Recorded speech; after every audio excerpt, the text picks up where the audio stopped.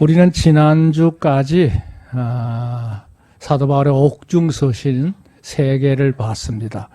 에베소서, 빌립보서, 골로새서 이렇게 해서 3권을 쭉 상고해 왔고, 옥중서신 가운데 4번째 서신이 빌레몬서입니다. 12월 달에 오기 전에 오늘 매듭을 지으려고 합니다. 빌레몬서는 길지 않습니다. 여기 25절이 전체에 아주 짧은 편지라고 할 수 있습니다. 이 짧은 서신, 그냥 내용 읽어봐서는 그냥 밋밋한 것 같은데 어떻게 해서 당당하게 신약 성경 27권 가운데 한 권으로 들어왔는지, 그게 놀랍지 않아요? 왜냐하면 다른 서신들은 대부분 중요한 주제를 가지고 있고 그 안에 여러 가지 교훈적인 것도 있고 교리적인 것도 있고 이렇게 해서 형성이 되어 있는데, 이 빌레몬서는 그냥 한 집에 보낸 개인적인 편지입니다. 불과 이 25구절밖에 되지 않는 이 작은 서신이 신약 성경 정경으로 들어왔다는 사실이 놀랍습니다. 신구약 성경 66권이 정경화가 될 때까지 가정의 역사를 쭉 읽어보면요, 정작 이거는 정경 속에 충분히 들어갈 만하다 하는 책들이 좀 있지만, 의외로 이 신약 성경 같은 경우에 정경이 되는 과정에서 많은 어려움을 겪어요. 그런데 이 빌레몬서는 전혀 저항 없이 그냥 그대로 순순하게 정경으로 받아들여지게 됩니다. 왜 그렇게 될까? 이게 중요하지 않아요? 자, 여기 보세요. 빌레몬서는 사도 바울이 로마에서 연금되어 있는 동안에 보낸 4권의 옥중 서신들 중에 4번째 서신이다. 참 특이한 점은 골로새에 있는 빌레몬에게 보낸 편지예요. 그러니까 무슨 얘기냐면 골로새서와 더불어서 별도로 빌레몬서가 기록되었다는 점이 특이한 겁니다. 그러니까 한 지역에 2개의 서신을 보냈는데 하나는 골로새서, 또 하나가 빌레몬서예요. 그런데 아까도 얘기했지만 그럼에도 불구하고 이 개인적인 서신이 신약 성경 27권 중에 당당하게 들어와 있다는 점이 놀랍기만 합니다. 그 이유가 충분히 있다는 거죠. 자, 여기 1대지에 보시면 기록자와 수신자가 있는데요. 기록자는 당연히 사도 바울입니다. 사도 바울이 로마 감옥에 1차 연금 생활을 하고 있었을 때, 그러니까 서기 62년경이에요. 친필로 이 서신을 보냈습니다. 오히려 다른 서신들은 사도 바울에게 친필이 아니고 대필이다 이래가지고 정경으로 들어오는데 논쟁이 많았는데, 이 빌레몬서만큼은 그거 거치지 않고 곧바로 정경화되는 이런 과정을 받게 돼요. 자, 2번째 수신자가 있을 거 아니에요. 그게 바로 누구냐면 오늘 여기 나와 있는 타이틀대로 빌레몬이라는 사람에게 개인적으로 보낸 편지가 빌레몬서예요. 근데 이 빌레몬이라는 사람은 어떤 사람이냐? 여기 이제 그 성경에도 본문에도 나와 있습니다만, 이 사람은 자신이 살고 있는 집을 교회로 내놓은 사람이에요. 원래 골로새 교회는 가정집에서 시작한 교회입니다. 그러니까 빌레몬이 자신의 집을 개방해서 교회로 사용하도록 내놓은 집이 바로 이 빌레몬이니까, 이 빌레몬이라는 사람이 돈도 많지만 믿음이 좋았던 사람인 거죠. 그 교회의 목회자는 에바브라인데요, 또 하나의 지도자가 있다면 바로 마치 빌립보 교회 루디아처럼 말이에요. 이 빌레몬이 골로새 교회의 또 하나의 지도자라 이렇게 말할 수 있습니다. 근데 좀 더 들어가서 이 빌레몬이라는 사람은 도대체 어떤 사람이냐 그랬을 때 많은 신학자들이 추정을 하기를, 에바브라와 함께 사도 바울이 에베소 지역에서 제자들을 양육하고 있을 때에 그때 한 멤버가 아니겠느냐. 그러니까 사도 바울을 개인적으로도 잘 알고 잘 따르는 제자 중에 한 명이었을 것이다, 이렇게 보고 있죠. 그리고 여기 2절에 보면 자매 아삐아, 빌레몬의 아내라고 추정합니다. 그 아들이 아키포라고 나왔어요. 그러니까 온 집안이 복음으로 인해서 회심을 하고 믿음으로 잘 살아가고 있는 가정이다. 이렇게 말할 수 있죠. 자, 이 내용을 이제 여러분이 이해할 점이 좀 몇 가지가 있습니다. 자, 4절부터 이제 그 내용이 전개되면서요. 여기 이제 앞서 이제 서두의 인사말을 전하고 난 다음에 본론을 얘기를 꺼내기 전에 먼저 이 빌레몬의 마음을 부드럽게 하는 고마움을 표현하는 장면이 바로 여기 4절부터 아까 우리 읽었던 7절까지 내용이에요. 위에 있는 도표를 이렇게 보시면서 이해하셔도 되고, 요 매 구절마다 중요한 설명은 제가 여기 주보에 올려놨으니까 보시면 됩니다. 4절에 내가 항상 내 하나님께 감사하고 기도할 때에 너의 말함은 주 예수와 및 모든 성도에 대한 내 사랑과 믿음이 있음을 들음이니 이로써 내 믿음의 교제가 우리 가운데 선을 알게 하고 그리스도께 미치도록 역사하였느라. 형제여, 너희 성도들의 마음이 너로 말미암아 평안함을 얻었으니 내가 너의 사랑으로 많은 기쁨과 위로를 얻었노라 그랬어요. 이 내용이 뭔 내용이냐? 여기 10개로 저게 설명을 해놨는데요. 1번, 나는 기도할 때마다 내가 듣는 소문대로 너가 교우들을 너무 사랑해서 그들에게 많은 걸 베풀고 있다는 얘기를 듣고 내가 너무 마음이 기쁘다. 성도들도 너로 인해서 참 마음의 평안을 얻고 믿음 생활을 잘한다고 하니 그 소식을 들을 때마다 내 마음이 기쁨이 되고 위로가 되고 하나님께 감사드린다. 여기 4절부터 7절의 내용이에요.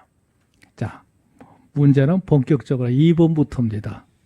여기 8절, 이러므로 내가 그리스도 안에서 많은 담력을 가지고 내가 용기를 내서 이 말이죠. 내가 마땅한 일을 명할 수 있으나 너하고 나하고는 친근한 관계고 또 나로 인해서 복음을 알게 됐고 이런 모든 관계인데 내가 마땅히 내가 그렇게 할 줄 알지만 내가 일방적으로 내 권위를 가지고 내 이치에서 너에게 요구할 수 있겠지만 이런 얘기예요. 그렇지만 사랑을 인하여 너와 나 사이에 서로 믿고 신뢰하는 관계가 있고 서로 좋아하는 관계가 있기 때문에 그걸 의지해서 너에게 간구한다는 말은 호소한다 이런 뜻이에요. 나이 많은 나 바울은 나는 이제 그동안에 주님의 사역을 하다가 이렇게 나이가 많이 들었다. 이제 내가 이 늙은이가 이렇게 너에게 당부하는 말이니 들어달라 이런 뜻이겠죠. 예. 지금 또 그리스도 일에 갇힌 자, 거기다가 내가 지금 갇혀 있지 않느냐. 자유롭지 못하다. 사도 바울의 처지를 이렇게 누가 들어도 애석한 마음을 가질 수 있도록 표현이라고 생각해요. 네, 그런 가운데 참 어렵게 지나고 있는데 10절 갇힌 중에서 나온 아들 오네시모를 위하여 내가 간구하노라 그랬어요. 여기 재미있는 표현인데요. 사도 바울이 내가 감옥에서 있는 동안에 또 하나 낳은 아들이 하나 있다 이거예요. 믿음으로 잘 키운 또 하나의 인물이 있다는 뜻이에요. 그 아들이란 표현할 말이 세 사람에게 해당되는데요. 첫 번째가 믿음의 아들 디모데. 여러분 기억하시죠? 디모데를 아들이라고 했어요. 물론 친아들은 아니에요. 영적인 귀한 아들이란 얘기죠. 그 다음에 두 번째 아들이 디도입니다. 디도도 아들이라고 표현을 했어요. 근데 또 하나 아들이 누구냐? 바로 여기 나오는 오네시모예요. 내가 감옥에서 아들 같은 자를 하나 낳았다. 그를 위해서 너에게 간구한다. 부탁한다. 간절히 청한다. 이런 얘기예요. 그게 이제 여기 말하는 8절부터 9절, 10절 내용이 바로 그 얘기죠. 자, 중요한 거는 11절. 저가 전에는 너에게 무익하였으나 여기 무익하다나 말은 쓸모없다는 뜻이에요. 쓸모없다. 이제는 나에게도 그렇고 너에게도 그렇고 유익한 자가 됐다. 쓸모있는 자가 됐다. 이거예요. 그러니까 여기 설명이 바로 3번 설명이 거예요. 전에는 쓸모없는 자였지만 이제는 너와 나에게 앞으로 참으로 귀하게 쓸모있는 자가 됐다. 이 무슨 얘기냐면 로마에서 지내는 동안 이 오네시모가 변했다는 뜻이지요. 예, 변했어. 어떻게 변했느냐? 이렇게 말합니다. 12절 내가 저를 돌려보내니 저는 내 신복이다. 저를 내게 머물러 두어 내 복음을 위하여 갇힌 자 중에서 너 대신 나를 섬기고자 하나 다만 내 성락이 없으나 아무것도 하기를 원치 않아오는 이는 너의 선한 일이 억지같이 되지 않고 자유로 되게 하려 함이로라 그랬어요. 여기 4번 설명을 보세요. 저는 나의 신복이다. 지금 여기서 지나는 동안에 얼마나 충실하게 나를 수종하는지. 신복이다, 신복. 이 신복이란 말 뜻은 뭐냐면 심장과 배란 뜻이에요.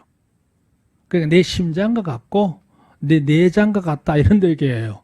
그러니까 절대적인 내 사람이라 이 말이죠. 내가 여기 옥중에 얼마 동안 있을지 모르지만 아마 그대가 지금 빌레몬 두 하나는 얘기요. 이곳에 와서 나를 수종하고 싶은 마음이 간절하겠지만 너 대신해서 수종할 수 있도록 붙잡고 싶지만은 이 오네시모가 누구냐 하면 빌레몬의 종이에요. 노예입니다, 노예. 그러니까 너의 허락을 받지 않고는 도움을 받고 싶지 않다.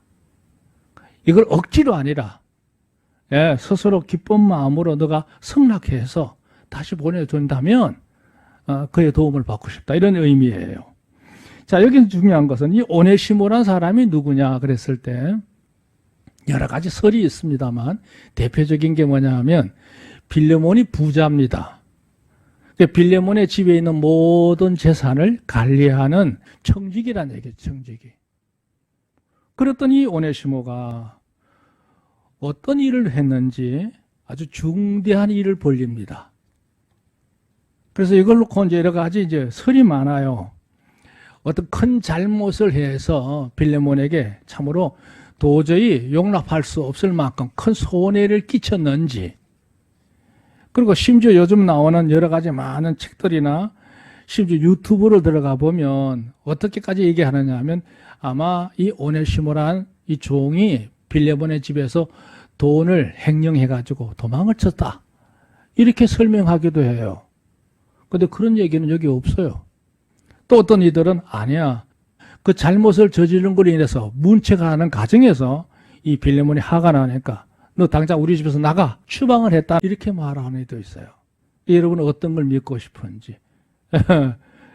자, 그리고 이제 중요한 점은 이 오네시모가 로마까지 온 거예요. 이것도 이제 설이 많아요.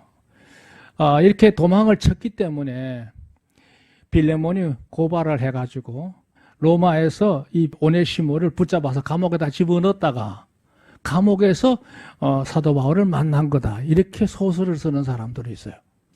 근데 또 하나 견해는 그거예요.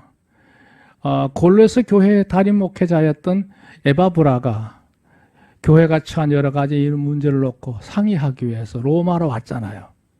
그 로마로 와서 이 골로새 교회가 아주 율법주의자들이라든지 영지주의라든지 이런 문제를 놓고 상의를 할 때 그 답신으로 이제 보낸 편지가 골로새잖아요. 골로새서.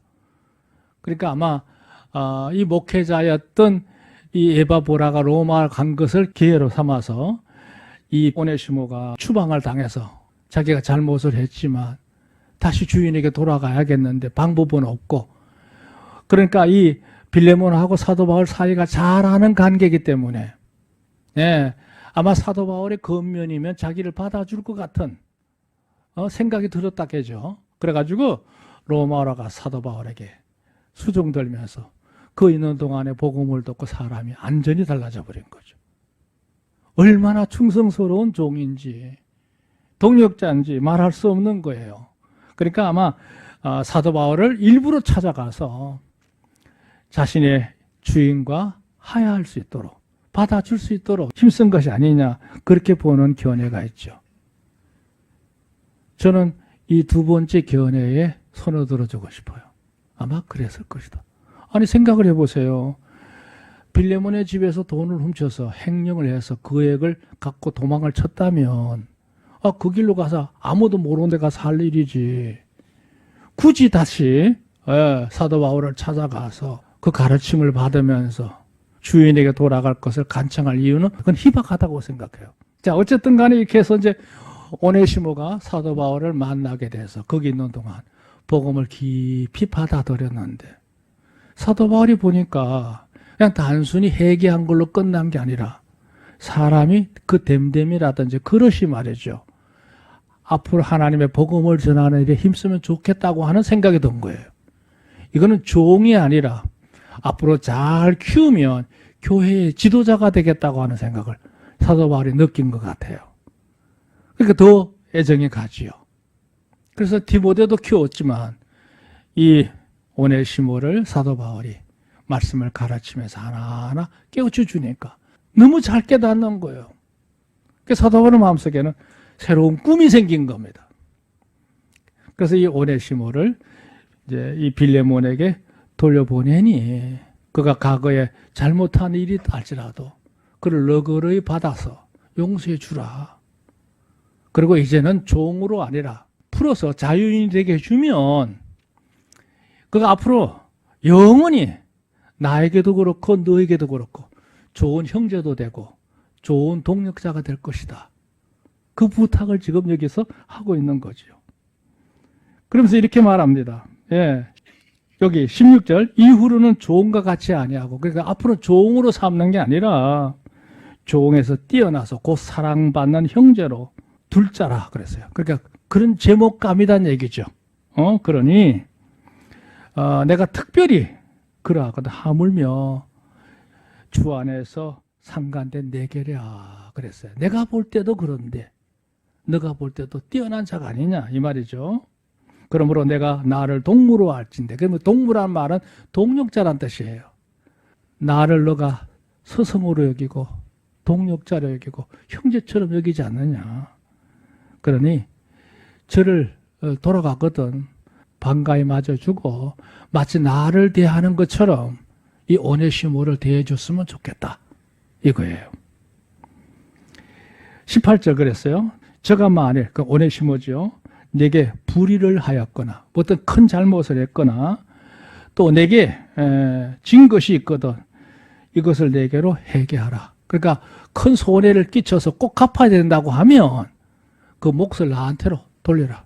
내가 대신 갚겠다 이거예요. 사도 바울이 그렇게까지 얘기해요. 그거는 날 봐서라도 탕감해 주란 얘기죠. 19절 나 바울이 친필로 써놓으니 내가 갚으려니와 내가 반드시 갚겠다. 이렇게까지 이제 보증을 써주는 거예요. 너는 이외에 내 자신으로 내게 빚진 것을 말하지 아니하노라 그랬어요.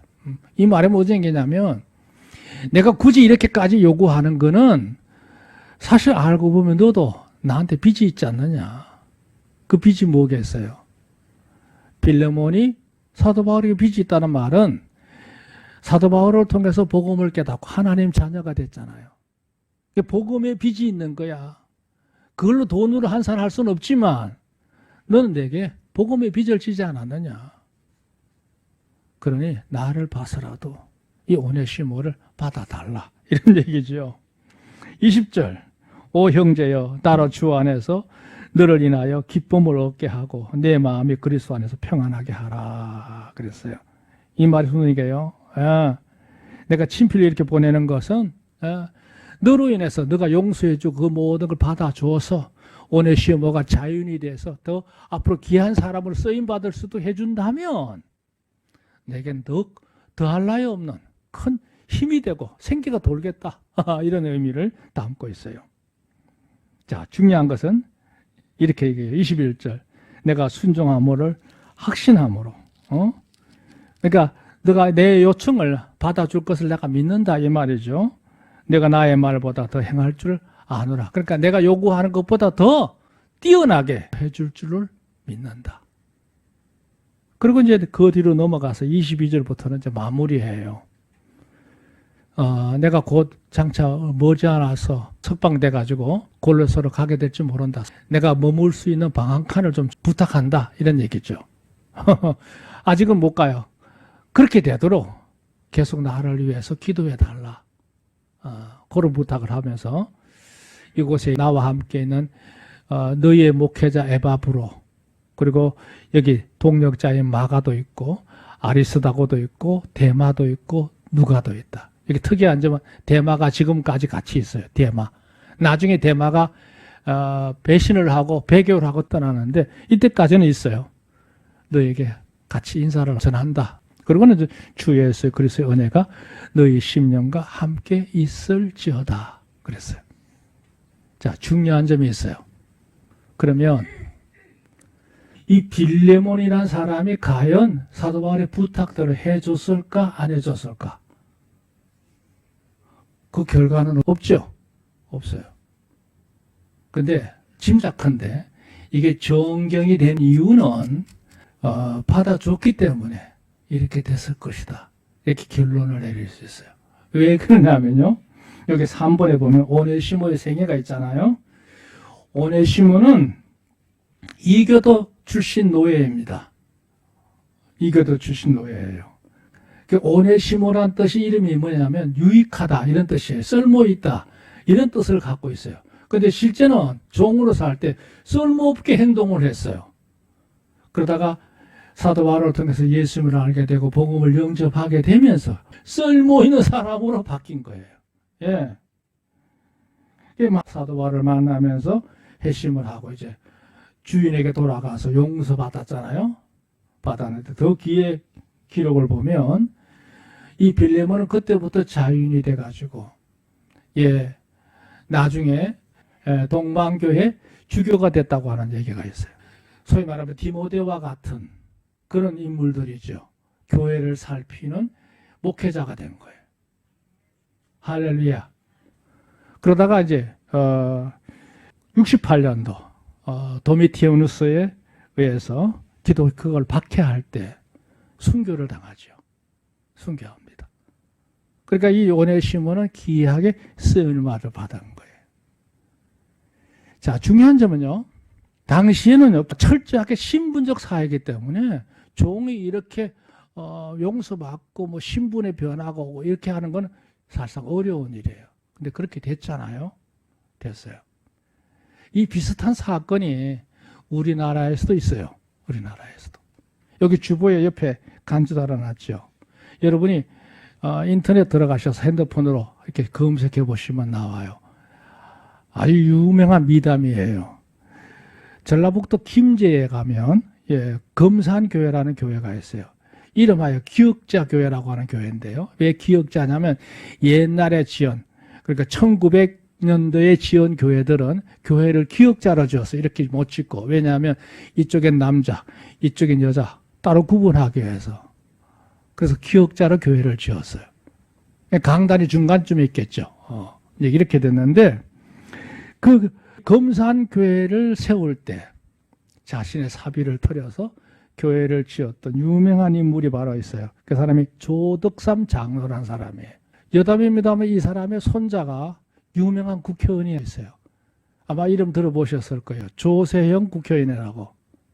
삼선이었는데 그분도 장로예요.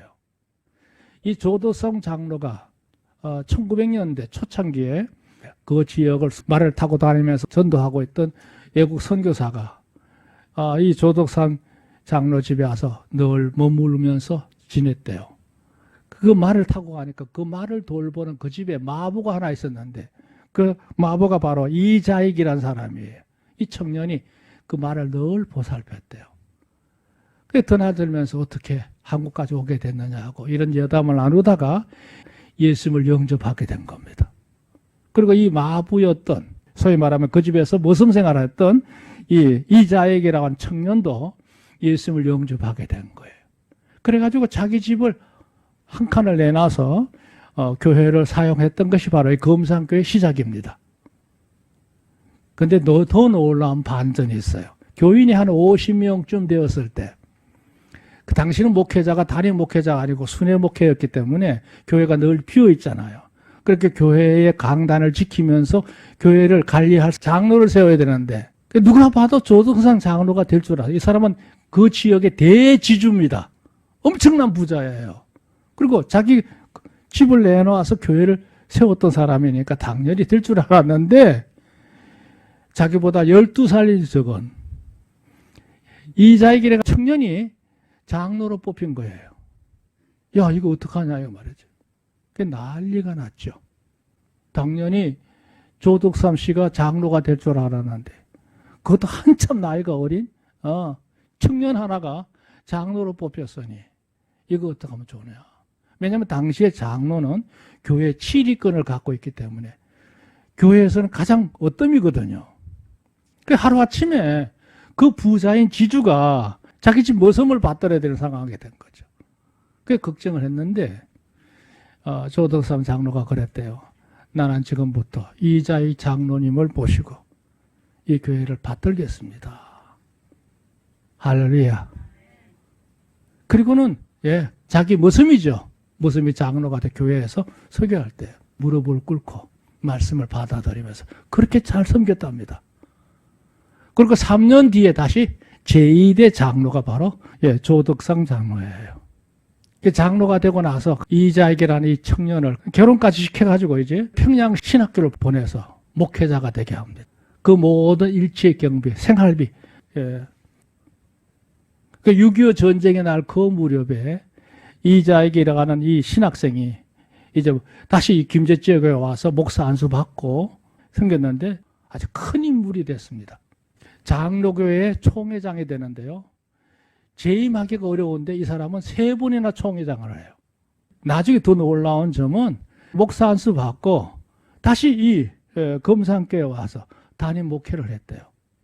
그럴 때 제일 잘 섬겼던 사람이 그 지역의 지주이자 가장 큰 부자였던 이 조덕삼 장로라는 거예요. 할렐루야. 놀랍지 않아요?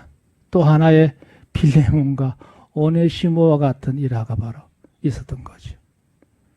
이 두 집안이 너무나 잘 돼서 지금도 인터넷상에 수많은 미담들이 전해져 오고 있습니다. 자, 오늘 이 빌레몬서에서 말하고자 하는 중요한 교훈이 뭐냐? 이걸 깨닫는 게 중요하잖아요. 첫 번째 여기 간주 보세요. 우리를 향하신 그리스도 사람과 중보의 사역이 그러하다. 사도 바울이 오네시모 한 사람을 바르게 변화시켜서 그가 제대로 된 삶을 살아갈 수 있도록 길을 여는 데 있어서 사도 바울이 참 노심초사 빌레몬에게 간곡하게 당부하는 이 마음이 뭐냐? 바로 우리를 향하신 그리스도의 마음이라는 거죠. 우리는 하나님 앞에서 참으로 엄청난 큰 잘못을 저지른 죄인이었음에도 불구하고 예수님이 우리를 귀하게 사랑하셔서 하나님 자녀가 되도록 우리를 위해서 모든 걸 행하신 주님의 사랑임을 믿으시기 바랍니다. 그걸 보여주는 것이 바로 빌레몬서의 중요한 첫 번째 교훈이라는 거예요. 두 번째, 그리스도 안에서 이루어지는 아름다운 사랑과 용서는 모든 걸 초월한다고 하는 걸 얘기하는 거예요. 인간적인 차별이 없다는 거죠.